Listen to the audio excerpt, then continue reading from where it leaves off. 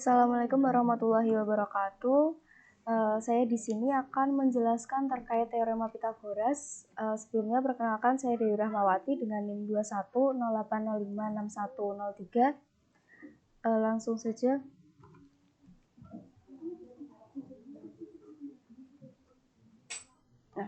Teorema Pythagoras itu berlaku pada segitiga yang mempunyai sudut 90 derajat dengan salah satu sisinya itu miring. Kemudian pada bagian sisi miring itu disebut dengan hipotenusa.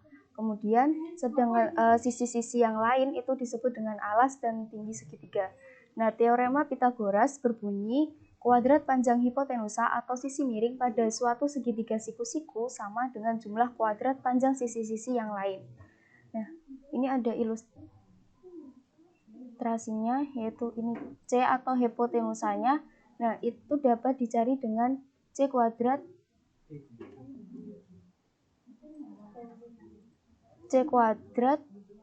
sama dengan A kuadrat ditambah B kuadrat. Kemudian A kuadrat ini dapat dicari dengan C kuadrat dikurangi B kuadrat. Nah, A itu adalah alas dari segitiga siku-siku. Kemudian B kuadrat itu sama dengan C kuadrat dikurangi A kuadrat. B itu adalah tinggi dari segitiga. Nah, pada teorema Pythagoras terdapat pasangan tiga bilangan yang disebut dengan triple Pythagoras. Nah, bilangan ini yang memenuhi aturan teorema Pythagoras. Langsung saja menuju ke soal. Nah, ini kita ilustrasikan terlebih dahulu segitiga siku-sikunya.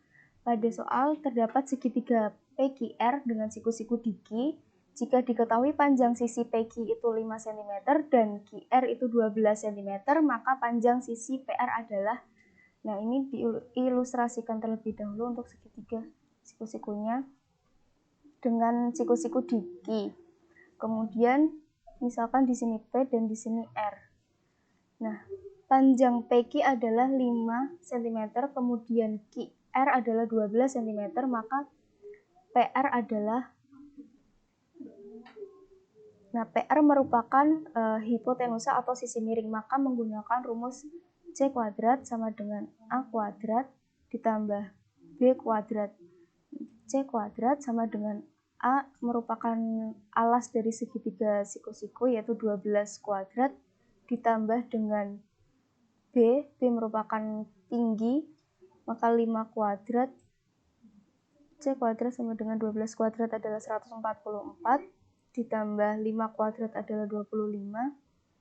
Kemudian C kuadrat sama dengan 144 ditambah 25 adalah 169. Kemudian untuk mencari C, kita akarkan C kuadrat jadi 169 diakarin, kemudian C sama dengan 13.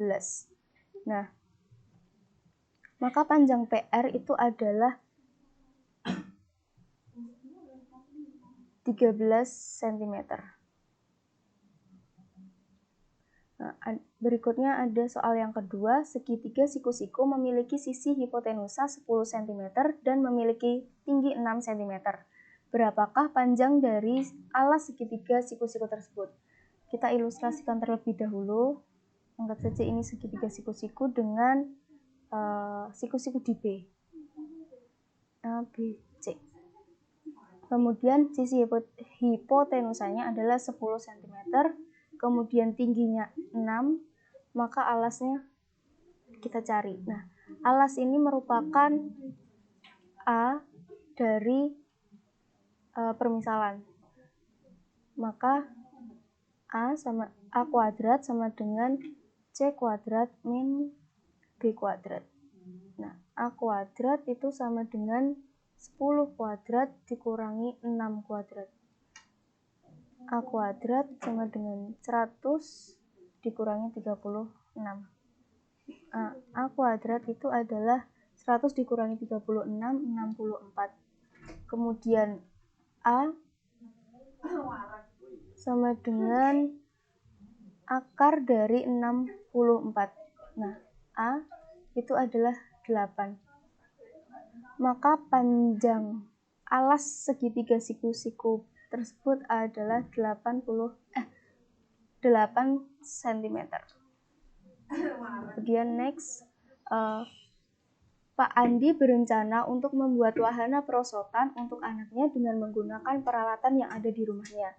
Jika jarak tempat tujuan akhir perosotan dengan tempat untuk naik yang tersedia di rumah adalah 12 meter dan panjang perosotan tersebut adalah 15 meter, berapakah tinggi perosotan tersebut? Nah, kita ilustrasikan dengan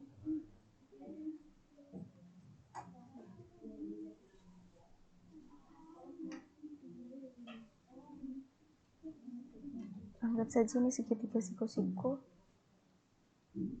Kemudian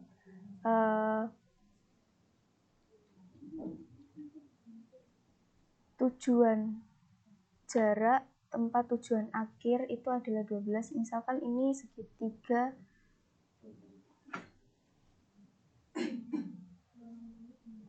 D, E, F. Nah, EF itu adalah 12 meter, kemudian panjangnya ini adalah 15 meter, maka tingginya meter. Nah, kita akan mencari tinggi pada segitiga siku-siku itu dimisalkan dengan B, maka B kuadrat sama dengan C kuadrat dikurangi dengan A kuadrat.